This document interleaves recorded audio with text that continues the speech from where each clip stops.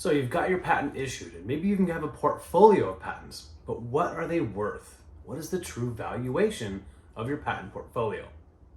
Hi, I'm JD Hoovener, owner and founder here at Bold Patents Law Firm, and today we're going to go over 3 fundamental ways of valuating, as well as 2 more advanced ways inventions are valued in today's economy. So let's jump right into it. First way, these are 3 fundamental ways that patents are valued. The first way is cost. And this is sort of a basic, easier way to measure value, is looking at how much investment has there been in the invention itself.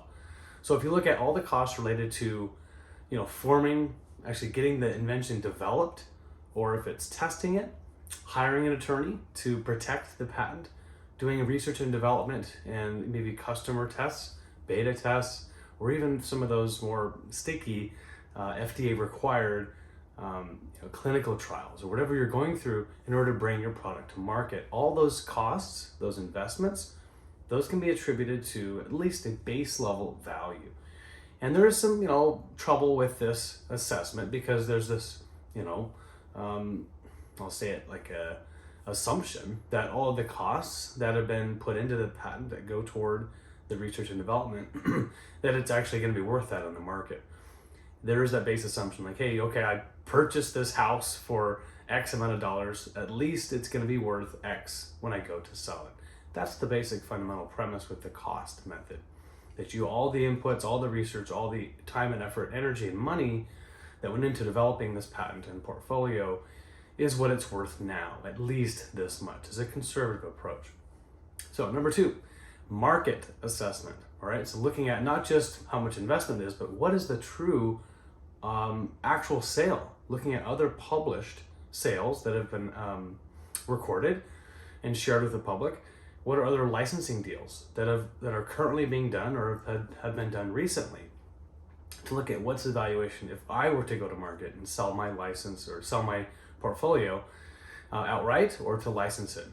The trouble there is that a lot of deals are done in confidence for good reasons. They don't want to necessarily say what they're selling for, but there are ways to get that information through confidential sources, and sometimes it's a great way to see, okay, how much is this actually worth, and then go in and looking at what the market currently brings for these types of products.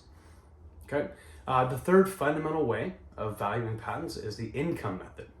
Now, income has to do with forecasts, usually, unless you actually have income around your product or service. If you want to try to value your patent portfolio pre-revenue, you're forecasting. And that is considering what is the cost to make the product, the cost to get the product, what's called landed. What is your prospective margin? And what's your forecast, your projections for your sales. And that could be for 1, 2, 3 years. Now, the issue there is that accountants that perform these types of valuations will need to do a present day calculation. You can't just acquire income out 10, 20 years.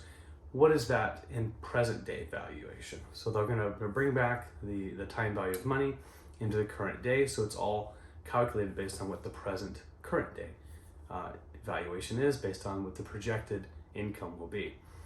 Now, this does come with a lot of hypothesis and best guesses in terms of how the market will perceive it, how the costs might go up or down with supply and demand, with raw material goods, all of that. Those are all variables that will go into that calculation. That is probably the most common one, is the income stream method. So we talked about cost, market, and income. Those are the fundamental ways of valuing a patent or a patent portfolio. There are 2 more complicated ways. The first one is what's called an option-based valuation. And this is sort of akin to the financial markets, where you will consider the value, right, the patent itself, and there's this option, similar to what a financial put would be, if you're familiar with financial terms.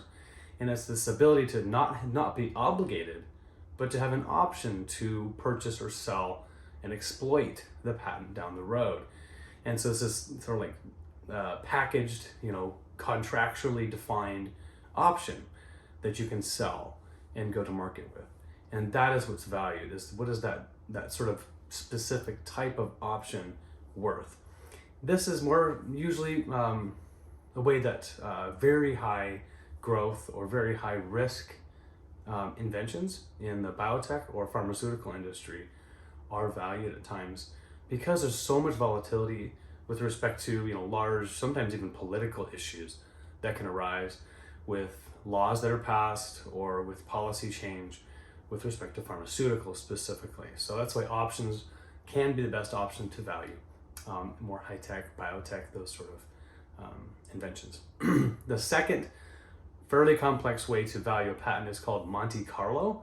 Monte Carlo, and I'm not talking about going to the casino here, we're talking about Monte Carlo in a simulation. So using computer aid to run thousands or maybe even millions of potential scenarios where you put in lots of variables, maybe even hundreds of variables with respect to market conditions, technology fluctuations, global warming, right? Different variations in foreign exchange and currency to see, okay, what are the different ways that this could go to market, and what's the average among all these various different potential scenarios, and looking at the most rare, super, touchdown, best potential options, as well as some of the lower, really undesirable options for valuation, and coming up with this really robust computer-aided way of simulating all the different options that are possible. Of course, there's a lot of investment in actually hiring a CPA or even a specified company that will perform this type of Monte Carlo analysis for you.